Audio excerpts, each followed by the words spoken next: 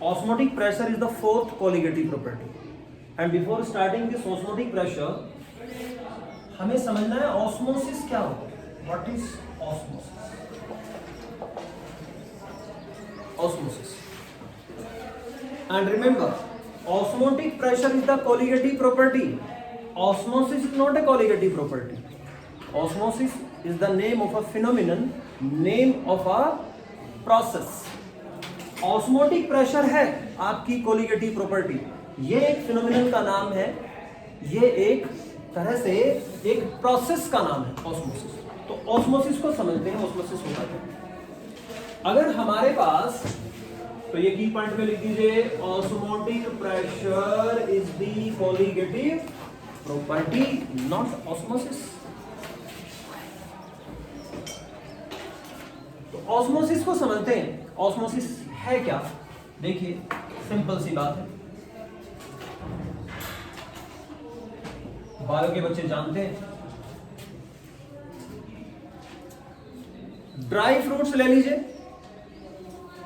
ठीक है ना, किशमिश ले लीजिए, बादाम ले लीजिए, पानी में डाल दीजिए, ठीक है.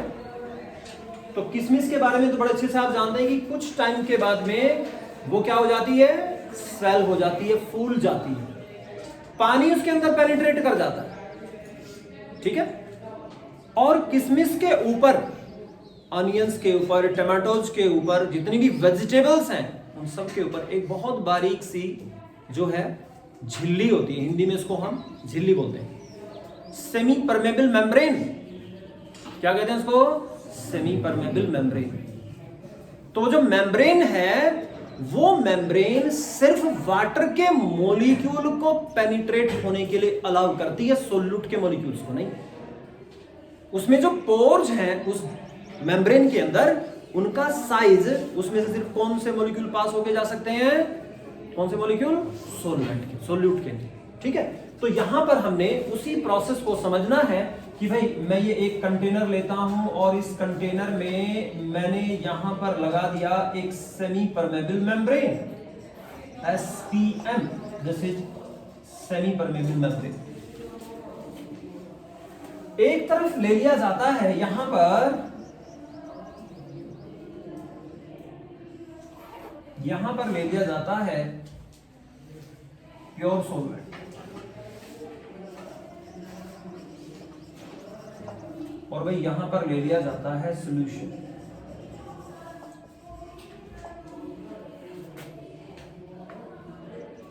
या यहां पर लिया जा सकता है dilute solution. You know what is dilute solution. और भाई यहां पर ले लिया जाता है इसकी जगह concentrated solution, concentrated solution. And these two solutions are separated by a semi-permeable membrane. Container के अंदर दो पार्ट किए गए हैं और these two parts को डिवाइड करने के लिए हमने क्या यूज की है? सेमी-परमेबल मेम्ब्रेन यूज की है, ठीक है. सेमी-परमेबल मेम्ब्रेन नेचुरल भी होती है और भाई ये सिंथेटिक भी होती है, natural as well as synthetic. जैसे जो पिग तो जानते हो, पिग, सुअर जानते हो. पिग्स का जो ब्लैडर होता है, that act as a very good natural semi permeable membrane. Potassium ferrocyanide,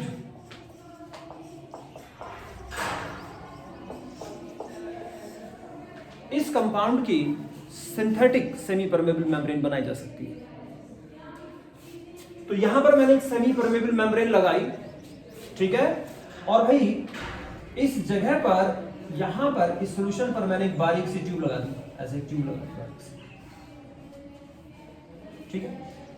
तो स्टार्टिंग में दोनों साइड में अप टू दिस लेवल इस तरफ जो है सॉल्यूशन अवेलेबल है, और भाई इस तरफ आपका प्योर सॉल्वेंट या डाइल्यूट सॉल्यूशन है. अगर मैं यहां कह रहा हूं डाइल्यूट सॉल्यूशन, तो इस तरफ मैंने क्या लिया हुआ है? कॉन्सेंट्रेटेड सॉल्यूशन, ठीक है. तो जैसे ही इन दो सॉल्यूशन को हम इस सेमी परमेबल मेम्ब्रेन से सेपरेट करते हैं तो क्या देखा गया कि भाई कुछ टाइम के बाद में यहां पर इस का जो सॉल्यूशन वाली साइड थी या कॉन्सेंट्रेटेड सॉल्यूशन वाली साइड थी, यहां पर जो वाटर का लेवल है या इस सॉल्यूशन का जो लेवल है इसमें यहां तक चला जाता है, इस पॉइंट तक चला जाता है। पहले यहां पे था, पहले यहां पे था, इस पॉइंट तक चला जाता है। तो इस तरफ जो लेवल में इंक्रीज हुआ है, वाटर लेवल में या सॉल्यूशन के लेवल में जो इंक्रीज हुआ है in the side of solution या कॉन्सेंट्रेटेड सॉल्यूशन, इसका मतलब ये है कि इधर से कुछ सॉल्वेंट के पार्टिकल मॉलिक्यूल इस तरफ आए होंगे, यहां से सॉल्वेंट के जो मॉलिक्यूल्स हैं वो सॉल्यूशन में या डाइल्यूट सॉल्यूशन से कुछ सॉल्वेंट के मॉलिक्यूल कॉन्सेंट्रेट सॉल्यूशन में आएंगे, तभी तो उसका लेवल राइज हो सकता है। अभी मैंने आपको बताया सोल्यूट तो इसमें से ट्रांसफर नहीं होता, सिर्फ किसके मॉलिक्यूल ट्रांसफर हो सकते हैं, सॉल्वेंट के। तो इस जो नेट स्पॉन्टेनियस फ्लो हुआ, नेट स्पॉन्टेनियस अपने आप जो एक स्पॉन्टेनियस फ्लो हो रहा है सॉल्वेंट के मॉलिक्यूल का, कहां से, किस तरफ से, प्योर सॉल्वेंट से सॉल्यूशन या डाइल्यूट सॉल्यूशन से concentrated solution through a semi permeable membrane, इस फेनोमेनन को कहा जाता है ऑस्मोसिस। कितने बच्चों को बात समझ में आ गई? समझ में आ गया? लिख देता हूं, it is the net spontaneous flow of solvent molecules from dilute solution or pure solvent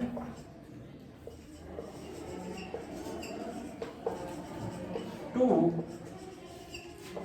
concentrated solution, dilute solution के रेस्पेक्ट में कंसंट्रेटेड सॉल्यूशन, और अगर प्योर सॉल्वेंट लिया है तो उसके रेस्पेक्ट में solution through a semi permeable membrane, semi permeable membrane. It is the net spontaneous flow of a solvent molecule from a dilute solution or pure solvent to concentrated solution through a semi-permeable membrane. This phenomenon is known as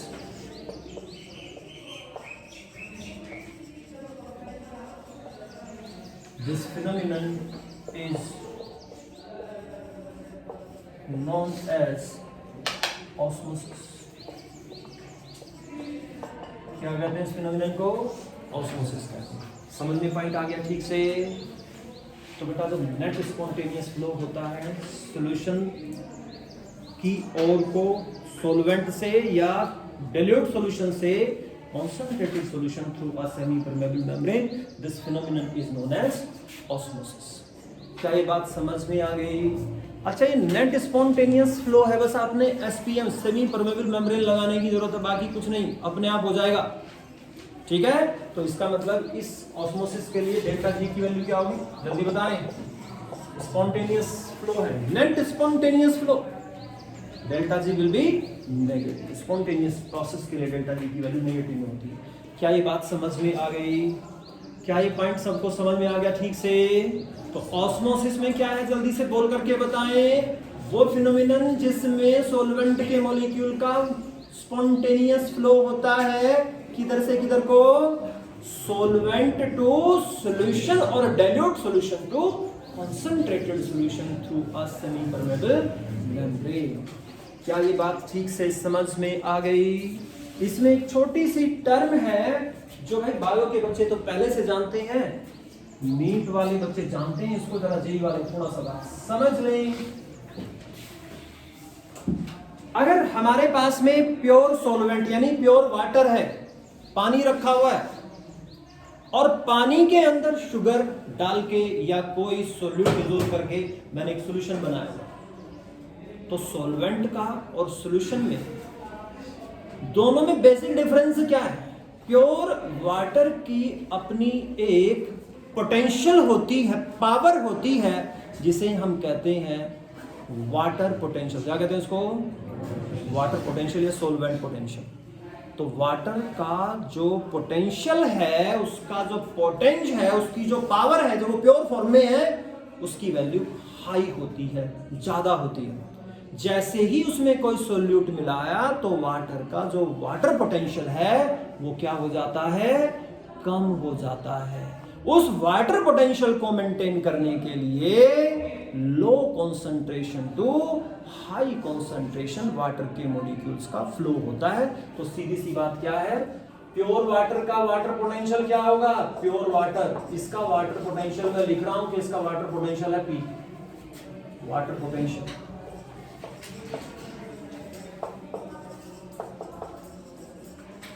ठीक है बच्चे, और ये P1 में लिख रहा हूं, this is the water potential of solution, water potential of solution. तो बताइए भाई किसकी वैल्यू कम होगी, किसकी ज्यादा होगी, P ग्रेटर देन P1। ये वेपर प्रेशर से रिलेशन नहीं है। वाटर पोटेंशियल प्योर सॉल्वेंट का सॉल्यूशन से ज्यादा होता है, and because of this water potential difference, because of this water potential difference, dilute solution से कॉन्सेंट्रेट या प्योर सॉल्वेंट से सॉल्यूशन की ओर को सॉल्वेंट के मॉलिक्यूल का एक स्पॉन्टेनियस नेट फ्लो होता है।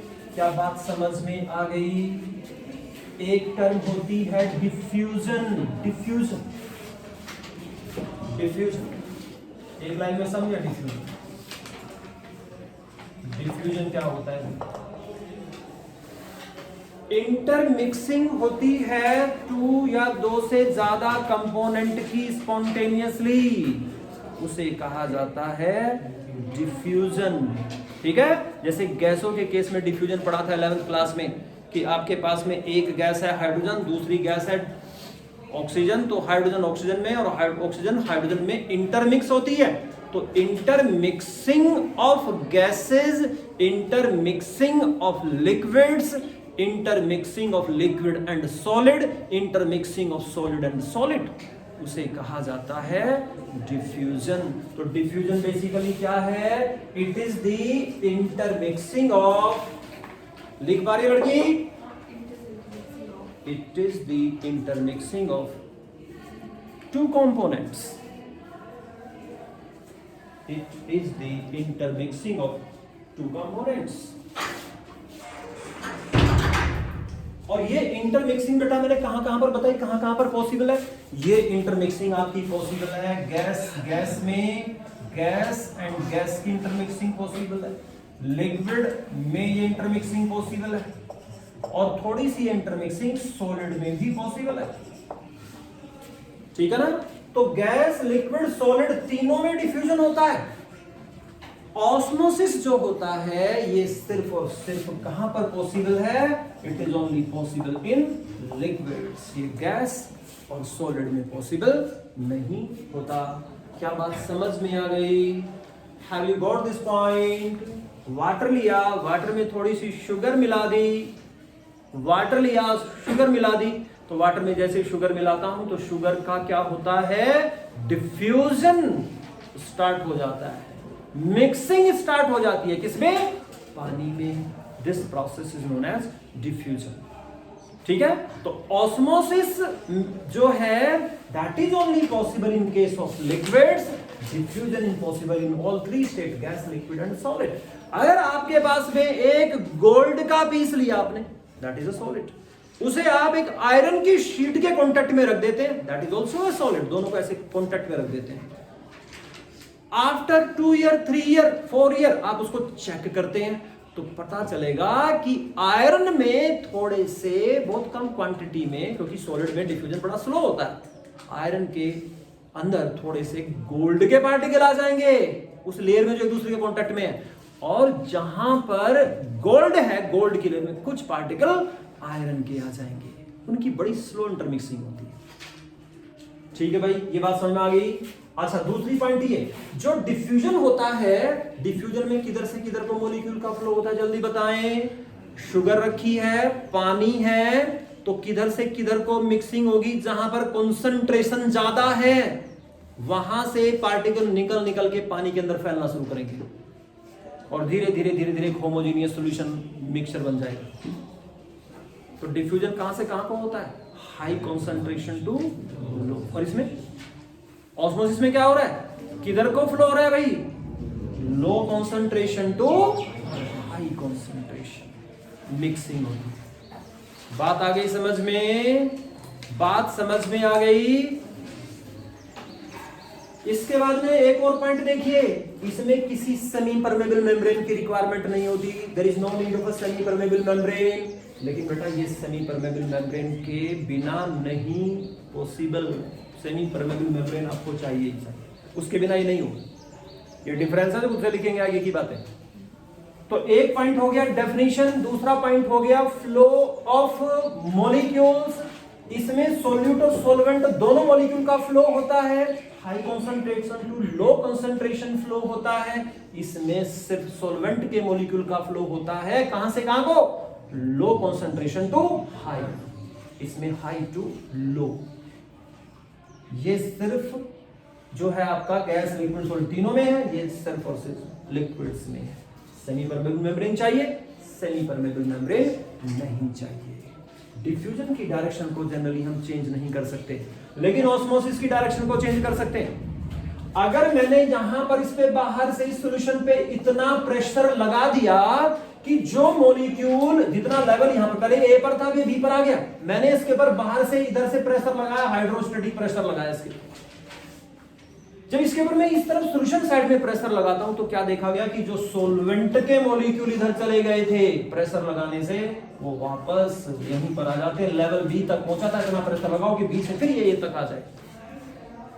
तो इसकी जो डायरेक्शन है इसको क्या किया जा सकता है? रिवर्स। क्या कर सकते हैं ऑस्मोसिस की डायरेक्शन को? Direction of osmosis can be reversed by applying the pressure on solution side or on concentrated solution. इसकी डायरेक्शन को प्रेशर लगाने से चेंज नहीं कर सकते। क्या बात समझ में आ गई?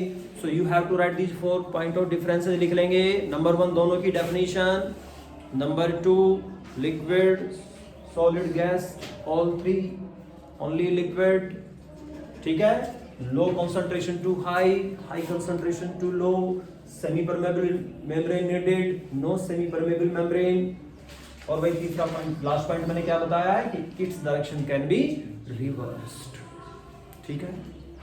अब आती है टर्म कि ये ऑस्मोटिक प्रेशर क्या है, इसे मैं हटा रहा हूं। तो ये क्वेश्चन आप खुद से लिख लें, बोर्ड लेवल की बात है। What are the differences between osmosis and diffusion? What are the differences between osmosis and diffusion? लिख लेंगे दोनों का डिफरेंस। बोलो बच्चों, बोलो बच्चों। तो दोनों के 5-6 पॉइंट ऑफ डिफरेंस मैंने बताया। अब ऑस्मोटिक प्रेशर समझते हैं, क्योंकि भाई हमने अल्टीमेटली बात करनी है ऑस्मोटिक प्रेशर की। ऑस्मोटिक प्रेशर क्या होता है? इसे मैंने पाई से लिखा या पी से लिखा।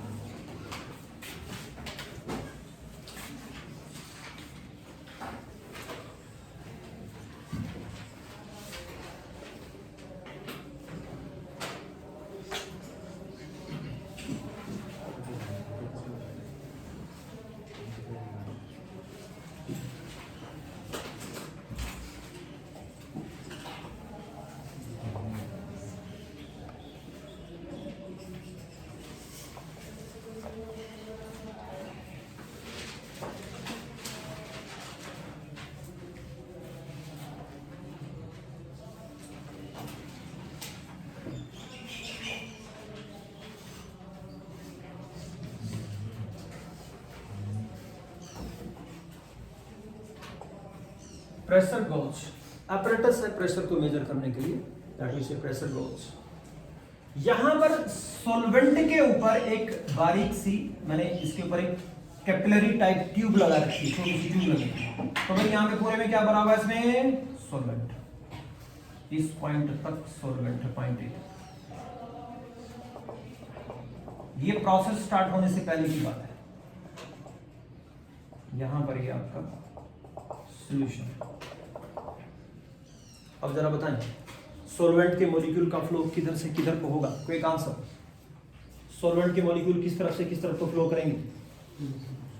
सॉल्वेंट के मॉलिक्यूल किधर से किधर को फ्लो करेंगे, वाटर के मॉलिक्यूल, वाटर को सॉल्वेंट मान लेता हूं, वाटर लिया मैंने इधर मैंने वाटर का सॉल्यूशन बनाया हुआ है, शुगर ग्लूकोज किसी कुछ मिला करके, तो किधर से किधर को फ्लो होगा, सॉल्वेंट टू सॉल्यूशन, किधर को फ्लो होगा। कुछ टाइम के बाद में जैसे ये फ्लो स्टार्ट होगा तो यहां से सॉल्वेंट के मॉलिक्यूल इसमें जाने लगेंगे।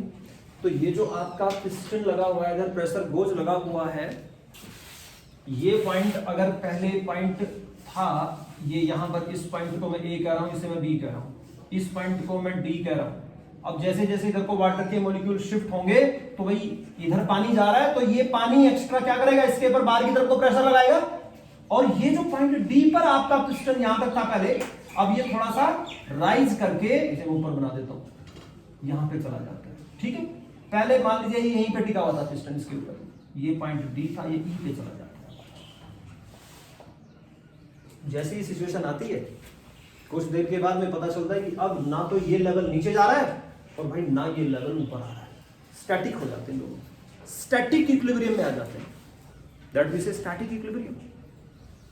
जब ये सिचुएशन होगी, स्टैटिक इक्विलिब्रियम होगा, तो अब क्या है कि भाई इधर से जितने मॉलिक्यूल इस तरफ आ रहे हैं उतने ही मॉलिक्यूल उसी टाइम में इधर से इधर आ रहे हैं। अब इक्विलिब्रियम तो डेल्टा जी की वैल्यू 0 हो जाएगी। जब तक ये प्रोसेस चल रहा है स्पॉन्टेनियसली, नेट स्पॉन्टेनियस फ्लो हो रहा है, डेल्टा जी की वैल्यू माइनस में, लेकिन इक्विलिब्रियम आ गया तो डेल्टा जी की वैल्यू। अब मैं इस पे बाहर से कुछ एक्स्ट्रा एक्सेस में प्रेशर अप्लाई करता हूं और इतना प्रेशर लगाता हूं कि ये ई पॉइंट पर था और प्रोसेस स्टार्ट होने से पहले ये डी पॉइंट पर था, तो मैंने इतना प्रेशर बाहर से लगाया बच्चे कि ये ई से डी पर पहुंच जाए, पिस्टन यहीं पे पहुंच जाए। जैसे ही इतना प्रेशर लगाऊंगा तो क्या होगा, जितने भी एक्स्ट्रा मॉलिक्यूल यहां पर गए हैं वो वापस फिर से सॉल्वेंट में आ जाएंगे, और जब इस सॉल्वेंट में आ जाएंगे तो भाई वो यहां से इसका लेवल ए से बी पर पहुंचा था, तो फिर से इसका बी का लेवल ए पर पहुंच जाएगा। तो जितना एक्सेस प्रेशर आपने सॉल्यूशन पर लगाया टू स्टॉप ऑस्मोसिस, अब तो रुक गया ना, ऑस्मोसिस हुआ था फिर वापस चला गया, उस प्रेशर को कहते हैं osmotic pressure. Have you got the point? Have you got the point? तो क्या होता है भाई osmotic pressure?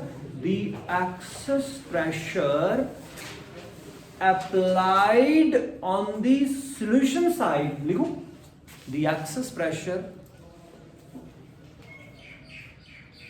applied on solution side, SIDE, to stop osmosis.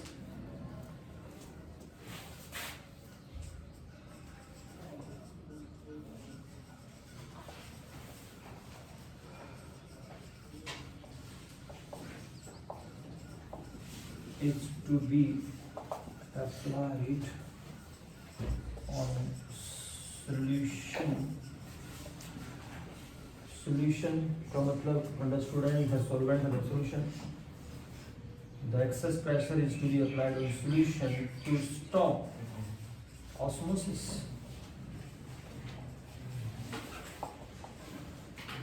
Is known as osmotic pressure. So osmosis is the name of phenomenon and osmotic pressure is the colligative property. क्या ये बात समझ में आ गई? जल्दी बताएं। इसी में एक छोटी सी और टर्म समझ लीजिए, रिवर्स ऑस्मोसिस। रिवर्स ऑस्मोसिस, ये रिवर्स ऑस्मोसिस क्या होता है? अभी तो मैंने इतना प्रेशर लगाया था बच्चे कि ऑस्मोसिस जो हो रहा था वो रुक गया, वापस लेवल जहां जहां पर पहले सेट थे वहीं पर आ गया। अब मैं इतना प्रेशर लगाऊं कि ऑस्मोसिस की डायरेक्शन ही चेंज हो जाए। क्या हो जाए कि मैंने ऑस्मोटिक प्रेशर तक जो प्रेशर लगाया तो उसने तो ऑस्मोसिस को रोक दिया। अब मैं इस पर और प्रेशर लगाया जा रहा हूं बाहर से। जब मैं इस पर और प्रेशर लगाऊंगा तो क्या होगा बच्चे, यहां से जो मॉलिक्यूल्स आपके कॉन्सेंट्रेटेड सॉल्यूशन में थे या कह लीजिए सॉल्यूशन में थे, अब सॉल्वेंट के मॉलिक्यूल किधर आने लगेंगे? सॉल्वेंट साइड में, सॉल्वेंट की तरफ आने लगेंगे।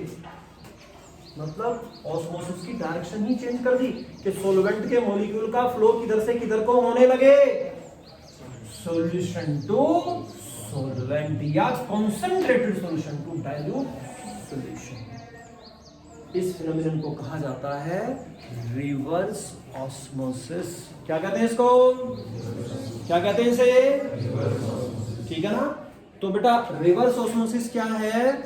When external pressure is applied on solution, when external pressure is applied on solution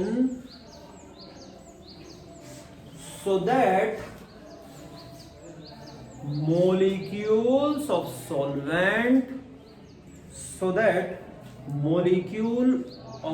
solvent can flow from solution to solvent or concentrated solution to dilute solution. Should I repeat? किसके molecule का flow होगा? Solvent के। किधर से किधर को? Solution to pure solvent, right? और concentrated solution to dilute solution. This phenomenon is known as what? Reverse osmosis. ठीक है ना?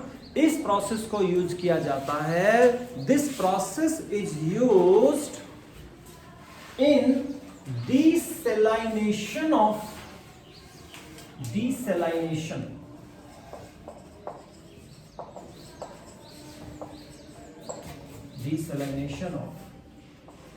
सी water.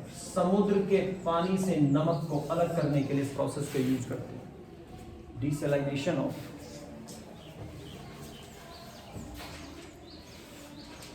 This process is used desalination of sea water. समुद्र का पानी, समुद्र के पानी में नमक होता है, तो हम क्या करते हैं? बड़े बड़े कंटेनर्स होते हैं, उन बड़े बड़े कंटेनर्स में एक तरफ समुद्र का पानी ले लेते हैं, एक तरफ प्योर वाटर ले लेते हैं। ठीक है ना? जो सेमी परमेबल मेम्ब्रेन है वो बहुत strong semi permeable membrane, artificial potassium ferrocyanide type semi permeable membrane use की जाती है। और जो समुद्र वाला पानी है उस तरफ क्या लगाया जाता है? प्रेशर लगाया जाता है, एक्सटर्नल प्रेशर, सो दैट वहां से सॉल्वेंट के सारे मॉलिक्यूल किधर आ जाते हैं? सॉल्वेंट के मॉलिक्यूल कहां जाते हैं? पानी के मॉलिक्यूल किस तरफ आ जाते हैं? प्योर वाटर में। और वहां पर सिर्फ क्या बच जाता है? नमक। इस प्रोसेस को बोलते हैं डिसैलिनेशन ऑफ सी वाटर। आगे क्या बात समझ में? जल्दी बोलो, नेक्स्ट पॉइंट पर आते हैं। ऑस्मोटिक प्रेशर जो होता है pipe, osmotic pressure pi, it is directly proportional to C, concentration of the solution. Osmotic pressure pi, it is directly proportional to temperature. अगर दोनों कंसेप्ट को साथ साथ मिला दिया जाए तो pi is directly proportional to C into T. Pi is equal to, इस प्रोपोर्शनलिटी की जगह we have to use a constant, ठीक है ना? और उस कांस्टेंट की जब वैल्यू निकालते हैं बेटा तो वो गैस कांस्टेंट के इक्वल होती है। यहां पर इसको R से भी लिख देते हैं, S से भी लिख देते हैं। R को भी यहां गैस कांस्टेंट न कह करके सॉल्यूशन कांस्टेंट कह देते हैं, तो it can be written as R। तो मैक्सिमम क्वेश्चन में R ही लिखा रहेगा। नीट वीट के क्वेश्चन एक बार मैंने S भी लिखा देखा, S का मतलब भी R ही है। R है तो गैस कांस्टेंट है, value is similar to gas constant, लेकिन यहां पर इस R को हम सॉल्यूशन कांस्टेंट कहते हैं। तो ये हो गया बेटा R into C into T. कोई problem? Pi is equal to, C क्या है? कंसंट्रेशन। जनरली इसमें क्या ली जाती है बेटा? Molarity. C is the concentration और मोलैरिटी क्या है? Number of moles divided by volume. तो instead of C we can write N by V into R into T। V को अगर मल्टीप्लाई कर दीजिए, pi is equal to nRT। ये बिल्कुल वही इक्वेशन है, PV is equal to nRT। Numerical solve करते हुए याद रखेंगे, पाई जो लेना है ये जनरली आपको एटमॉस्फेयर में दिया होता है। वॉल्यूम मिलीलीटर में नहीं लेना, वॉल्यूम लीटर में लेना है, वरना पूरा न्यूमेरिकल गलत हो जाएगा। R की वैल्यू आपको क्वेश्चन में जनरली 0.0821 लीटर एटमॉस्फेयर पर मोल पर केल्विन, ये दी होगी। क्या वैल्यू यूज करनी है, फिर से लिख रहा हूं, आर की वैल्यू 0.0821 लीटर एटमॉस्फेयर पर मोल पर केल्विन, ये वैल्यू यूज करते हैं, लीटर एटमॉस्फेयर वाली वैल्यू यूज करते हैं। टी टेम्परेचर किस में लेंगे, जानते ही हो, केल्विन में लेंगे। एन को क्या लिख सकता हूं बच्चे, पीवी लिखे हैं पाई भी लिखे हैं, एक ही बात है। N number of moles, W/m into R into T। Have you got this point? समझ में आ गया ठीक से? जो P है या पाई है, this is the osmotic pressure. Equation ऐसे भी लिख सकते हो, पाई V is equal to W/m into R into T। कोई प्रॉब्लम बच्चों? ठीक से बात समझ में आ गई? Pi directly proportional to W/m, that is directly proportional to n, number of moles। number of moles means number of particles, number of particles of solute पर डिपेंड करता है पाई, इसलिए ये कोलिगेटिव प्रॉपर्टी है। property of a system is depends on number of particles of the solute, so it is all about osmotic pressure।